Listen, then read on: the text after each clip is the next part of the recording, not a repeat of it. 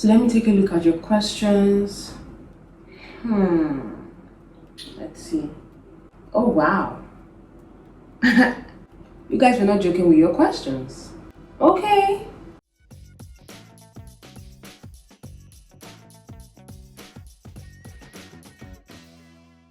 Merry Christmas! Hey guys, and welcome to my channel. My name is Uchechi. This is the first time you're seeing me on your screen. My name is Uchechi and I am a content creator and digital marketing consultant.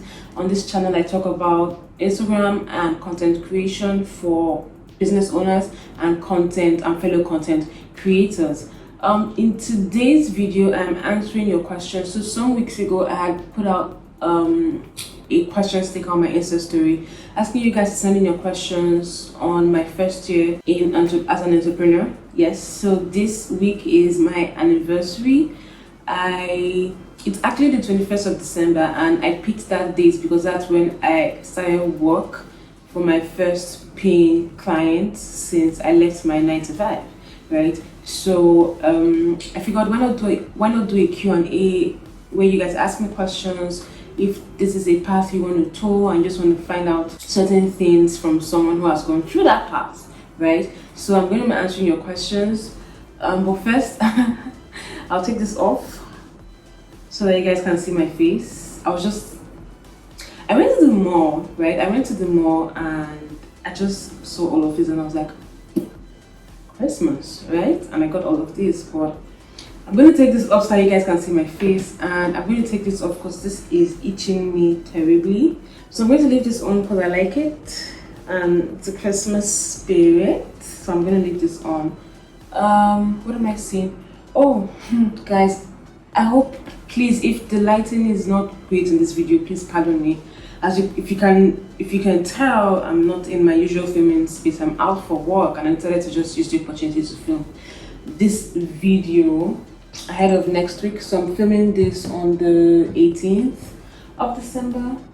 This is my light. This is my LED light that I've talked about several times in my video, right? I packed it with the tripod, but guess what I did? I forgot the charger, so I can't even use it. So I'm depending on the light in my room and the lights behind me, and hopefully it turns out great. Okay, so let me go straight into the questions. So I have gone through the questions and you guys were speaking big English for me in this question sticker, but yeah, we will answer. So because I don't want this video to be too long, I'm going to break this video into 2 bits, right? So the first bit will go up on the 25th, which is the day you're going to watch it, and the second bit will go up next week, which is New Year's, right? So yeah, so let's start. Do I read out your names, your handles? Yes, I think I should. Some of you asked multiple questions, so yeah. So the first question here is from It's Big Sam, and you're saying, do you also work in 9 to 5? So do I work on 9 to 5? No, I do not. I'm a full-time. I'm still getting used to saying that.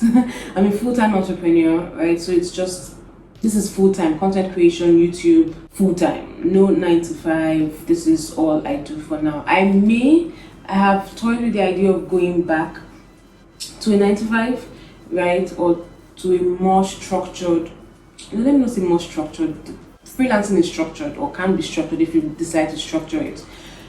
So maybe what I meant to say is I may go back to a 9 to 5 in the future, but it will be more strategic, right? So it may not be 9 to 5 full-time employee, maybe contract work or consulting services or something. I'm not sure, or a partnership, right? I'm not sure, but for now, no 9 to 5. I quit that and I'm doing this for now. Barry Gito, I hope I pronounced your handle well. Hi honey, what pushed you to make that decision? So I usually like to joke that I am an entrepreneur by mistake or by accident. No, scrap mistake, by accident. Reason is, so yes, I have always said, or I have always thought I wanted to have my own business, right? I just wasn't sure what that was going to be, right? So I knew I wanted to have my own company or my own business. I didn't know what exactly that was going to be until during my master's program, when I was like, okay, so it's going to be a digital marketing company. Now, where I was going to go from there, I had no idea. I just knew that, there was going to be a digital marketing company. So the plan was, so as at the time I was resigning from my 9 to 5 in July 2019, the plan was I would resign, get another job, another 9 to 5, work for about 2 to 3 years before then. So while I'm working for those 2 to 3 years, I would grow my company by the side, right? Wow, this fell off. Yes. So the plan was I would work for 2 to 3 more years while growing my business by the side, and then by the 3rd year I would now resign fully from a 9 to 5 and face my business squarely. However, that didn't quite work out. So when after I resigned, and I was like, you know what, I'm going to get another job in 2 to 3 months max. I have my degrees. I have my first degree. I have a master's degree. I have a special MBA degree. I've done some courses. I have certificates. And I did quite a lot, or I've done quite a lot in my 9 to 5 job. So my experience is good. So I was like, you know what, any company would be good to have me, but shocker, that didn't happen. So I applied to a ton of places, right? And I wasn't getting any call or email back. So I was like, you know what, maybe this is a sign to start my own company now, right? Like start it full time, or face it full time from the beginning. So what I did, now I'm going to be religious. If that is not your thing, I'm sorry, but what I did was I had a conversation with God, right? So how did that happen? I said, you know what, God, this is what I'm going to do. I'm going to keep applying to jobs, to 9 to 5 jobs, right? And I would also start looking for clients for my company. So by this time, I had already incorporated my company. I think I had done this around, I can't remember what month, I'll have to check. But by this time I had already incorporated the company. So I said, you know what, I'm going to keep searching for a 9 to 5, right? And I would also try looking for clients for my company. And whichever clicks first is what I'll face full time. Tricky, right? So, okay, maybe not so tricky. So after I had that conversation, after that prayer, I totally forgot. I went about my activities. And guess what happened? I got a call to manage the social media page for an event company in Lagos. I didn't know this company from anywhere. I didn't know anybody that works there. I had never pitched to them or sent any proposal to them. I had sent proposals to a number of companies. I had almost gotten one. I was this close. I think I wrote about it. I don't know if I made that blog post public, but I was this close to getting a job with a financial institution, but it just didn't happen. That didn't work out. So for this event company, I didn't know them from anywhere. I didn't know anybody working there. I had never sent in my proposal to handle anything for them. It just literally came out of the blues, and I was about to pass this off to someone because by that time I wasn't in the right frame of mind when it hit me, and I was like, okay, Uche, you asked for this. Remember, you had that whole conversation. Whichever clicks first will get your full attention. And here we are. So that was my answer, and that was how I decided to do this path full time. Now, this next question is from Onido Kafu. I hope I got that right. You asked 3 questions actually. So the first is, what were you doing before you became an entrepreneur? I worked as a public relations agency in Lagos, in Uchechi, Lagos. I worked for I think a year and 9 months, or a year and 8 months, almost 2 years. It was a fantastic experience. Why did you decide on entrepreneurship? I think I've answered a bit of this in Barry's question, but it happened by accident, or it was unplanned, because I knew I wanted to do this, but it was supposed to come like 2-3 years in the future, but now it has come 2-3 years earlier, right? So yeah. Now your third question is, what practical steps help you stay focused on days when you don't feel like working? It depends, right? So it depends on two things: my workload and deadlines for my workload or deadlines for my assignments. So if I have a long to-do list, or if I have like a lot of things to go through in a short time, I will kick myself in the ass, pardon my French, and just try to get the work done, because I'm just starting out, right? And it's very important for me at this level to build credibility and to let my work speak for me, right? So the last thing I want to do is fail to meet deadlines or produce shabby work. I mean, it's just not what I want, right? So on days when I have workload and tight deadlines, I will push myself. But what I will do is I will take breaks in between. So I'll either listen to songs while I work. Songs do so much for me. So I'll either listen to songs while I work, or I'll take breaks. So I would work a bit. If I was watching a series on Netflix, for instance, I'll probably watch one episode, or I'll just take a walk around, or just do something, but mix work with something else instead of working from the moment I wake up to the moment I sleep, which happens sometimes, right? So just anything to try to make myself feel relaxed while I work is what I would do. Now on days when I do not have a lot of things to do, I do not have deadlines to meet or near deadlines to meet, I will indulge. So there are days where I have woken up and not done anything but watch Netflix, eat and sleep. That's what happens. So what I find is that after those long breaks, I'm usually more energized, right? And ready to work.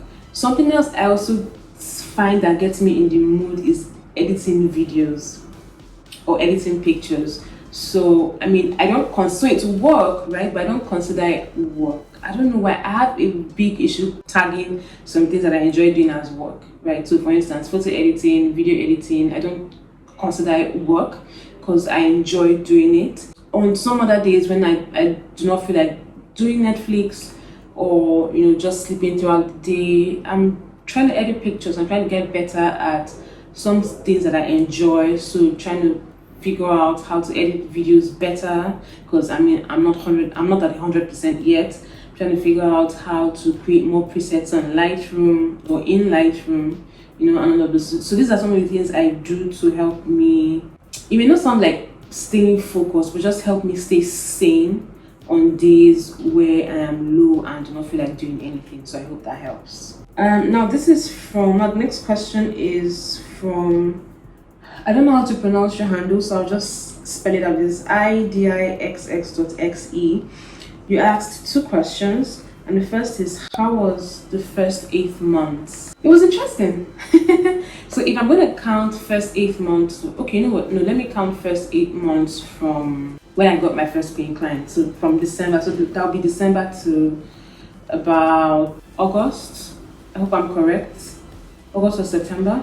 It was interesting, right? So for a long time, I had just one client. For a very long time, I think for the whole of those 8 months, I had just one client, right? So it was interesting, sometimes tough. In fact, you know what? Let me start my 8 months count from when I resigned. So from August 2019. August, September, October, November were very rough 4 months. Why? Before I resigned, I had made some financial plans, something to sustain me between when I resigned and when I got a new job, right? Because I knew I wouldn't be working and I didn't have any side hustle already established, I needed to have something to be giving me cash while I was searching for a new job, right? So I made those financial plans, but unfortunately, they all failed. So all I had to fall back on were my savings. Now, before I got my first paying client in December, I kept myself busy. So I was learning how to edit videos. I was learning how to edit pictures, create presets in Lightroom, which now later gave rise to my photo editing course. If you're not aware, I have a photo editing course. I'll leave the link in the description box. You should check it out if you're interested in upgrading your pictures, right? And you can do all of this on your mobile phone. So some of these tools, apps, software, because I tried a lot of things. So I was paying for some apps, I was paying for some software, just trying to get myself or keep myself busy. So my savings were going into that. I was also doing some moving about, data, and you guys know data is expensive in Nigeria, so there was data and a lot of other things. So my savings started depleting. So my financial plans failed. My savings had started depleting, and between August and December, I hadn't gotten any clients, so there was no money coming in from anywhere. It was so tough. There were times when I would wake up and I'm not joking, guys, there were times when I wake up and I would just cry, right? I would just feel sad. But I mean, it wasn't all bad. So like I said, I was learning stuff. I got better at doing certain things. I started trying my hands more on Canva, so now I can do like simple graphics. I started learning how to create websites, so I created my own personal website. I learned how to also create landing pages, simple ones for now. Learn how to record and edit simple videos for now, just all basic stuff, right? So the first 8 months were interesting, right? So it was a mix of happy moments, it was a mix of sad moments, but absolutely no regrets on resigning from my 9 to 5. So that's what the first 8 months looked like. Now your second question is, did you have any extra source of income? I think I already answered that. No. So I had made some financial plans, right, before I resigned, but I mean, unfortunately, all of that failed. I even lost some money, right? And then, like I also said, I didn't have any side hustle established before I resigned from my job, so there was no extra income coming in apart from my 9 to 5, right? So yeah, so I mean, for that period, there was no money coming in from anywhere. What helped me, and this is my advice to anyone who wants to toe that line, what helped me was that I didn't have a lot of financial responsibilities. So I was able to cope with my savings till I got a paying client. So no extra source of income. If this is what you want to do, please make sure you have a backup. It's very important, especially if you have financial responsibilities or you have people depending on you. Now, inverse media, to be in English.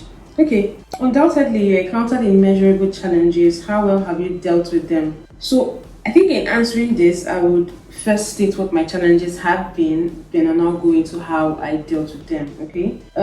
So the major challenge that I had was, or is, because it's still ongoing, is getting the right people, right? So for now, I do everything myself, and it's kind of stressful because at the moment I'm trying to grow 2 brands or 2 businesses. So there is the digital marketing company, right, which was incorporated last year. So there is that. Then there is Uchechi as an entrepreneur, Uchechi the content creator, right? So at the moment I'm handling both entities by myself. So for Uchechi the content creator, I have my Instagram, I have my YouTube, I have digital product that I want to put out, and I'm doing all of these myself, like the entire process from start to finish of everything is done by me. So for the company services digital marketing clients, right? So handling these by myself has restricted the number of people that I can work with, right? So I haven't been able to work with a lot of people because there's only so much I can handle by myself. I did try to work with some people. So in December, when I got my first client, I tried to work with someone who was an ex-colleague. I wouldn't go into details, I'll just like give a summary. And let me just say it ended in tears, literally. I almost lost that client because of some things that happened. I had to apologize to the client. I had to forfeit some things. I mean, like I literally cried because of that incident. So I took her off, and the plan at the moment was to make her, to go into a sort of partnership with her, because she already had like an established business, so meaning she had hands. So the plan was partner with her so that I can subcontract things to her when my hands get very full. But I mean, that didn't work out. So since then I have been paranoid for a very long time. For months I handled that client by myself, so I'll go to events myself. It meant I had to push some personal things aside just so I could have time for the client. and then it also meant I couldn't take on a lot of other things because I already had so much that I was doing, so the client and my own personal stuff. So that has been the primary challenge. Now the plan, the plan going forward, just so I can deal with this better, is I'm still gonna try. I'm still gonna try to get people. So I'm still looking for people to bring into my team that can work with me for the business, so that I can have time or more time for Uchechi, the content creator, right? And also, yes, still handle this bit, but then be able to take on more people, so that even when I get my own hands filled or full, I can subcontract or give out to other people, right? So that's the plan going forward. That's how I plan to deal with it. Hopefully, I'm able to get trusted hands in the coming year in 2021, so that I can scale. Because that one challenge has restricted me a lot this year. So the next set of questions, because you asked 3 questions actually, and this is Tessie Powers. So your first question is, did you have to quit your job to become an entrepreneur? I don't know how to answer that, because like I said, this wasn't the plan, right? So I quit my job to get another job, not to start out on my own. But because I couldn't get another job, and I've already explained the entire conversation I had with God on picking the right path and how I ended up here. So yeah, it's tricky to answer that. But what I would do instead is to advise you, if before you quit, so if you decide to quit your 9 to 5 to face your startup or to face your business, ensure that some things are in place. So very, very important is ensure you have a backup, especially for finances, especially if you have financial responsibilities. So if you're paying your rent, if you have people depending on you, if you are feeding yourself, if you have some recurring expenses monthly, please, before you resign or quit your 9 to 5, make sure you have money that can sustain you till your business picks up, especially if you're quitting to start, right? If you already have that as a side hustle that's already generating money, then that's fine. You can quit and start, because that's already running and probably already generating income for you. But if you want to quit to start, please make sure you have a backup. Make sure you have money somewhere to sustain you till your side business or till your business or your company starts generating income for you. Please, very, very important. Some people go ahead, some people are able to combine both, so they work a 9 to 5 and they still have their company that they run by the side, right? So if that is something you can take on, this is a personal decision. You know what you can handle per time, right? So if you believe you can handle both, then no, you do not have to quit your 9 to 5 to handle your business. But if you feel you will not be able to handle both, and you're sure that you have resources to sustain you till your business picks up, then please, by all means, go ahead and resign from your 9 to 5 to face your business. But like I said, that's not what happened in my case. In my case, I left to go to another one, but that didn't quite work out. Okay, so Tessa's second question is, how did you know the exact thing you wanted to do? So for a long time, I knew that I wanted to have a digital marketing business, right? What I just wasn't sure of was the structure it was going to take, or the format it was going to take, right? Now, even after I knew I wanted to have a digital marketing company, I still wasn't sure the services I was going to render.